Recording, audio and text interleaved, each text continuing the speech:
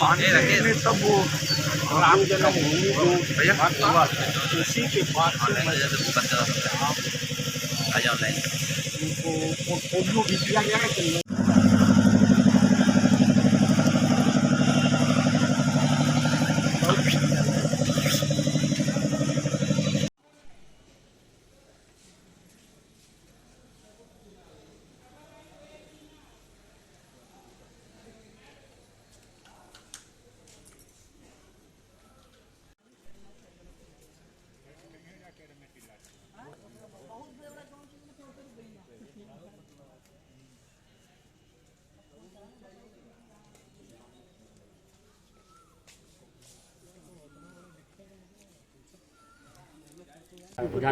बहुत ही अच्छा है। और देखिए, भगवान ने साथ दिया है, जनता भी साथ दे रही है। हम लोगों को लगता था कि अगर बहुत धूप होगी, बहुत ज़्यादा गर्मी होगी, जो जब हम चुनाव प्रचार कर रहे थे तब तो दिक्कत होगी, पर आज भगवान ने इतना बढ़िया मौसम किया है कि लग रहा है कि एसी चल रही है, ऐसा मौसम हो गया और सभी लोग घर से निकल रहे हैं, आ रहे हैं, वोट कर रहे हैं। और सबसे बड़ी बात कि कमल के निशान पे हर कोई वोट कर रहा है। आजमगढ़ की जनता इस बार सारे समीकरण को तोड़ रही है और पूरे भारत में एक मैसेज जाने वाला है कि आजमगढ़ की जनता ने जातिगत समीकरण से उठ के और वोटिंग किया है। ये एक नया मैसेज जाएगा। समाजवाद का आखिरी गढ़ है आजमगढ़, ढह जाएगा इस बार? ये टूट चुका है, ढह चुका है। उसका कारण ये है कि आप देख लीजिए, अगर एक पैसा भी उनको यहाँ से उम्मीद होती तो कम से कम अखिलेश यादव यहाँ आते, लेकिन वो नहीं आए। क्यों नहीं आए? क्योंकि उनको पता है कि गढ़ उनका टूट चुका है। उनको मौका बार बार मिला, लेकिन वो कुछ किए नहीं। उनके पिताजी को मौका मिला, वो छोड़ के चले गए। उनको मौका मिला, वो छोड़ के चले गए।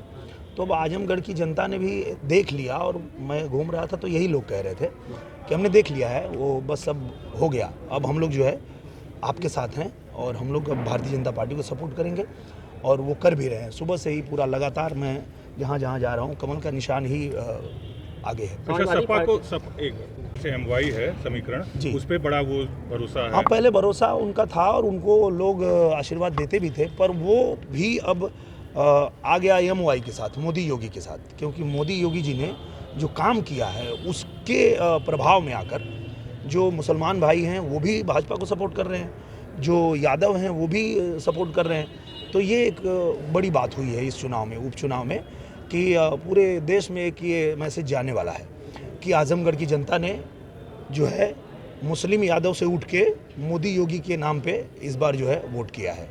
तो क्या कहेंगे कि एक गाना आपका था कि अखिलेश हुए फरार, क्या धर्मेंद्र भैया फरार हुए? नहीं, धर्मेंद्र भैया को तो उनको फरार नहीं करेंगे, उनको लाचार करेंगे। उनको लाचार करने के लिए यहाँ भेजे हैं अखिलेश यादव जी।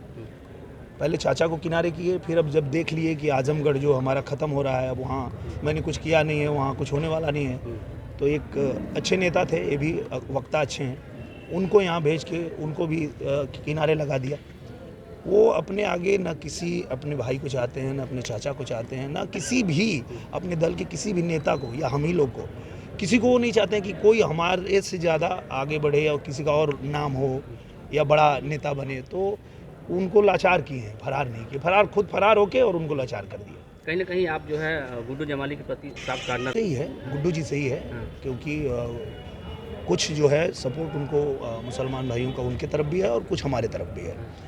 वो सपा से बिल्कुल मुख मोड़ चुके हैं। तो तीसरे में जाएगी सपा? बिल्कुल जा चुकी है। आप देखिए, अभी लोगों से बात करिए, आप बिल्कुल जा चुके हैं। तो कितना मार्जिन में रखा जाए आपकी जीत का?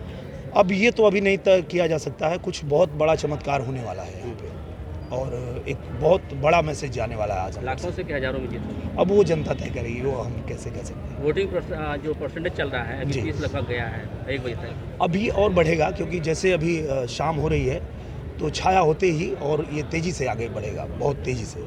जी, आजमगढ़ के विकास का मुद्दा प्रमुख है, क्या रहेंगे? आजमगढ़ की जनता जागरूक है और आजमगढ़ की जनता जानती है कि इस बार उनको विकास के लिए ही वोट करना है।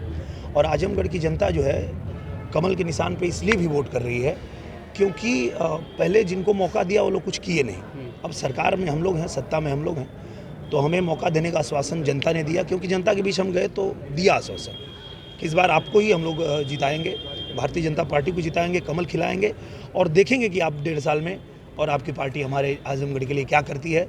तो उसके लिए हमारे प्रधानमंत्री जी भी तैयार हैं, मुख्यमंत्री जी भी तैयार हैं और हम भी तैयार हैं। समाजवादी पार्टी ने गड़बड़ी फैलाई जा सकती है तो उनका वो पुराना काम है, वो होते रहते हैं। पिछले चुनाव में जब 2019 में आए थे तो 2019 में चुनाव जब हो गया, वोटिंग के जस्ट एक दिन बाद जा कर के चुनाव आयोग में बोले कि वहाँ का जो भी फैसला होगा मैं नहीं मानूंगा क्योंकि वहाँ गड़बड़ी हुई है, और जीते तो फिर नहीं बोले कि नहीं गड़बड़ी हुई है। तो ये उनका पुरानी आदत है। आप किसी बूथ पे जाइए, कितना शांतिपूर्ण ढंग से एकदम आराम से वोटिंग हो रही है, कहीं कोई हो हल्ला नहीं है, कोई परेशानी नहीं है। मतलब एक व्यक्ति नहीं कह सकता है कि किसी भी बूथ पे कोई दबंगई कर रहा है या गुंडाई कर रहा है, क्योंकि महाराज जी की सरकार है और महाराज जी की सरकार में कोई गुंडा दबंग सब बिल में घुसे हुए हैं, कोई बाहर नहीं यही निकलेगा। तो सपा करी कि हमारे लोगों को पाबंद कर दिया गया। अरे भाई, जो गुंडाई करेगा वो तो बिल में घुसा दिया जाएगा ना। यहाँ गुंडाई करने के लिए बूथ पे हम किसी को नहीं रहने देंगे ना। आप आइए, शांतिपूर्ण तरीके से आइए, आप वोट डालिए, आपका मत है, आप अपना मतदान कीजिए। अगर आप कहीं पे भी आप सोचेंगे कि गुंडाई करेंगे तो फिर वो तो नहीं हो पाएगा महाराज जी की सरकार में। ठीक है, थैंक यू।